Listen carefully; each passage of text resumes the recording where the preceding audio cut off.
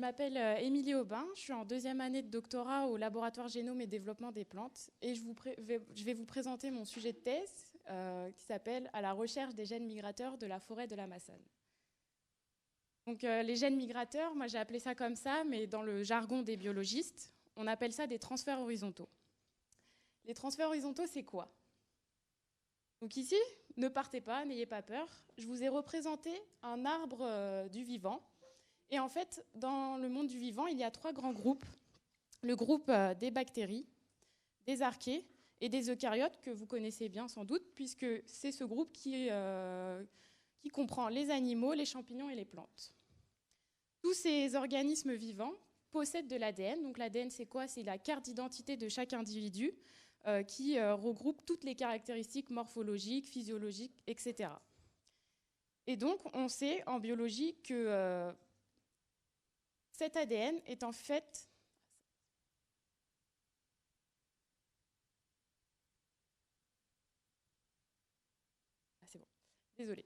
Donc cet ADN est en fait transmis entre chaque individu depuis l'ancêtre commun jusqu'à la descendance. Donc comme vous avez récupéré l'ADN de vos parents.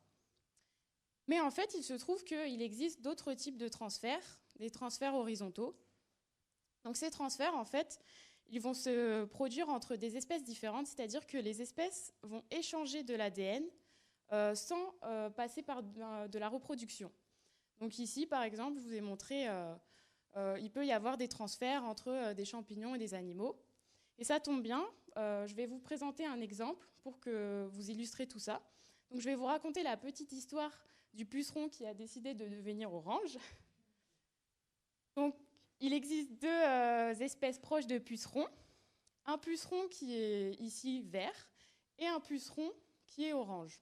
Donc ce puceron, finalement, il est orange parce que il est capable de produire une molécule à partir d'un gène qu'il a dans son ADN, une molécule qui s'appelle la caroténoïde. Donc, comme son nom l'indique, cette caroténoïde, en fait, c'est une molécule qui est retrouvée dans la carotte. Donc, c'est une molécule originaire des plantes, mais aussi qu'on trouve chez les champignons. Et en fin de compte, ici, ce champignon-là possède aussi ce gène permettant de produire la caroténoïde. Et comme vous allez le deviner, bien sûr, le puceron, qu'est-ce qu'il a fait? Il est allé voler, il est allé voler ce gène grâce à un transfert horizontal. Et ensuite, comme ça, il a pu produire cette molécule. C'est pour ça qu'il est devenu orange. Donc à ce jour, on a montré plein de types des transferts horizontaux de ce type. Cependant, il reste encore beaucoup de questions que les biologistes se posent. La première, c'est donc combien? Finalement, ça n'a jamais été directement détecté dans la nature et on ne sait pas si ces phénomènes sont fréquents ou bien si ça reste des événements rares et anecdotiques.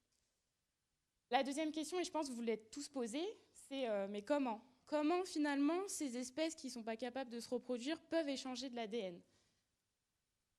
Et donc là, les biologistes ont quelques hypothèses quant au mécanisme. Par exemple, chez les plantes, il a été montré que des plantes parasites qui poussaient sur leur hôte étaient capables d'échanger de l'ADN avec leur hôte et finalement, ce serait facilité par la proximité biologique.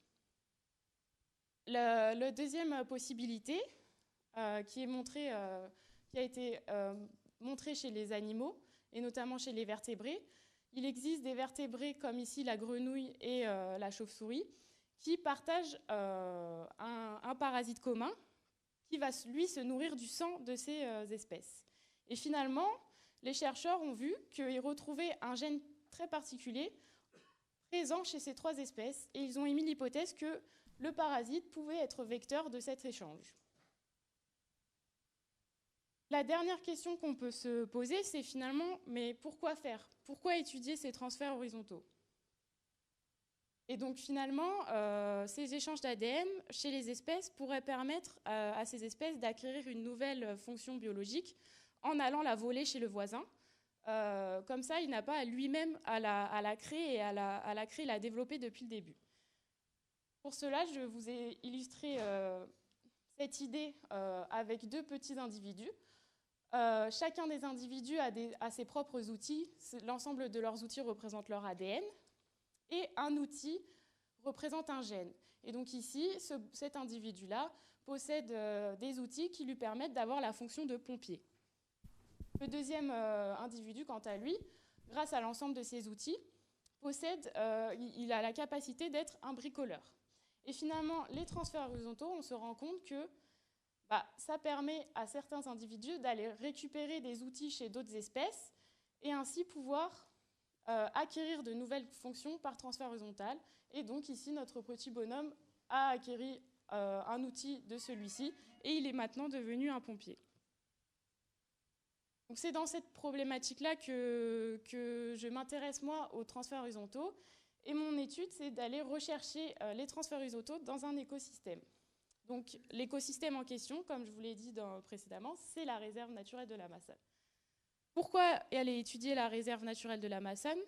En fait, c'est une forêt de hêtres.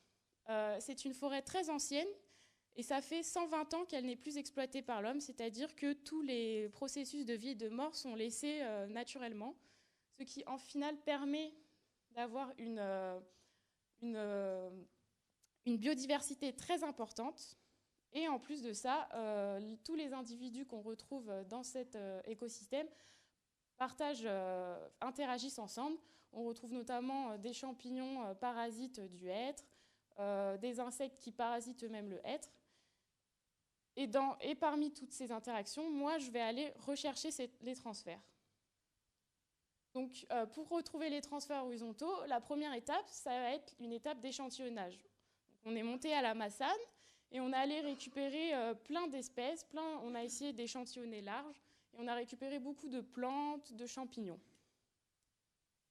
Ensuite, l'étape suivante, c'est qu'à partir de nos individus, de nos espèces, on va aller récupérer l'ADN, donc extraire l'ADN dans ces espèces. Et grâce à cet appareil, on va séquencer l'ADN, c'est-à-dire que l'ADN, c'est un code génétique en fait. Et pour récupérer, cette machine en fait, nous permet de récupérer le code génétique, d'avoir accès au code génétique de chacune des espèces. Ensuite, grâce à un traitement informatique, je vais aller rechercher dans ces codes génétiques ce qu'il y a en commun entre les deux individus. Voilà, je vous remercie de votre attention. Je tiens à remercier mes directeurs, Olivier Panot et Moïne El Bedouri. Et je tiens à remercier aussi l'UPVDoc de permettre aux étudiants de la fac de présenter leur sujet de thèse.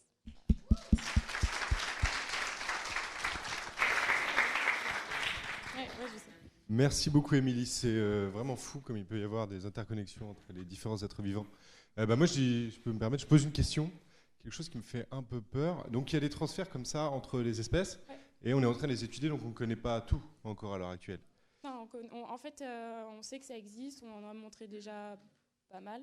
Ouais, ok. Mais en fait, c'est ça le but de ma thèse, c'est quand finalement ça a été montré, on les a trouvés parce qu'on avait de l'ADN sur des bases de données. En fait, en biologie, on essaye de récupérer l'ADN de plus en plus d'individus. Et nous, les comparaisons qui ont été faites, c'était sur de l'ADN qui était stocké sur des bases de données. Donc, ce n'était pas des individus qui étaient directement en interaction. Ça aurait pu, par exemple, ça peut être un puceron qu'on a échantillonné en Amérique et un champignon qui a été échantillonné en Europe. Là, vraiment, mon sujet de thèse, c'est aller directement dans l'écosystème et vraiment rechercher ces transferts entre des espèces qui interagissent. Ok, donc ces questions-là sont au stade de recherche. Et moi, ça me fait penser à une petite histoire qui est moins drôle. Si on discute de l'histoire du petit grain de maïs OGM, ouais. Donc, dont on a modifié l'ADN, ouais. Et qu'on mange, on peut imaginer dans ce cas qu'il pourrait y avoir des transferts entre les gènes de ce grain de maïs et nous. Oui, justement, c'est une des questions qu'on peut se poser. C'est que finalement, dans la nature, on met des OGM qui ont des gènes, on a modifié les gènes de ces espèces.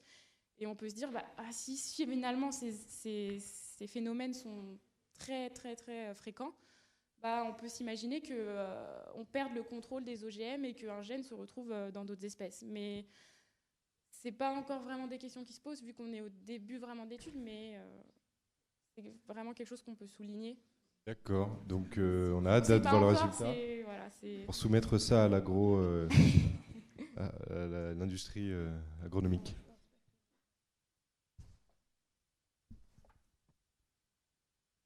J'ai une petite question, du coup, comment tu discrimines un gène qui a été acquis par transfert horizontal d'une simple coévolution en fait, ou d'une simple convergence évolutive?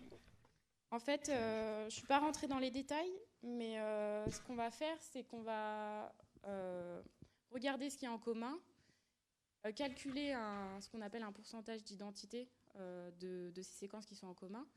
Et en fait, on va les comparer au pourcentage d'identité de ce qu'on appelle les gènes orthologues. Donc, c'est les gènes issus d'une spéciation. Donc, on sait que c'est issu d'un transfert vertical. Et on va comparer entre les deux espèces ce pourcentage d'identité. Et si la séquence est plus conservée que la majorité des gènes en commun entre ces deux espèces, c'est plus parcimonieux de dire que ça a été fait, que c'est issu d'un transfert horizontal que d'un transfert vertical. Ce que je peux rajouter aussi, c'est qu'il y a beaucoup de transferts horizontaux qui ont été montrés. C'était des transferts d'éléments transposables. Donc des éléments transposables, c'est des séquences qui sont capables de bouger toutes seules dans l'ADN. Et c'est des séquences qui ne subissent pas de pression de sélection comme un gène parce qu'elles n'ont pas vraiment d'utilité pour l'hôte. Donc si finalement on retrouve des éléments transposables en commun entre deux espèces très éloignées et qui sont très bien conservées, c'est très peu probable que ça soit issu d'un transfert vertical parce qu'il n'y a pas de pression de sélection et les éléments transposables mutent très très vite en fait. Ok, et juste, est-ce que tu t'intéresses à la fonction des gènes? Pas exactement. Pour le moment, ça va être vraiment la première étape de la thèse, c'est vraiment identifier les transferts qu'il y a dans la réserve. Et après, oui, on va noter les séquences qu'on a. Et ce qui serait vraiment intéressant, c'est d'aller jusqu'à la fonction du gène pour voir si ça permet finalement une adaptation de l'espèce dans l'écosystème. On peut s'imaginer que les transferts horizontaux, ça pourrait permettre de disséminer en fait, des gènes d'adaptation dans l'environnement. Ok. Y a-t-il d'autres questions? Oui, j'ai une petite question. J'ai bien aimé l'exemple avec les outils parce que c'est très parlant. Mais du coup, je me demandais, est-ce qu'on peut avoir l'effet inverse, c'est-à-dire qu'on ait un gène qui soit transféré, qui va apporter l'inverse d'un outil, quoi, quelque chose qui est négatif pour la survie de l'espèce? Oui, ça peut être possible, mais dans ce cas-là, moi, je ne le verrais pas parce que cette espèce-là, si c'est défavorable pour la fitness de l'individu, on parle de fitness, bah, cet individu-là ne produira pas de descendants et du coup, ce gène sera perdu et ne sera pas maintenu dans la descendance.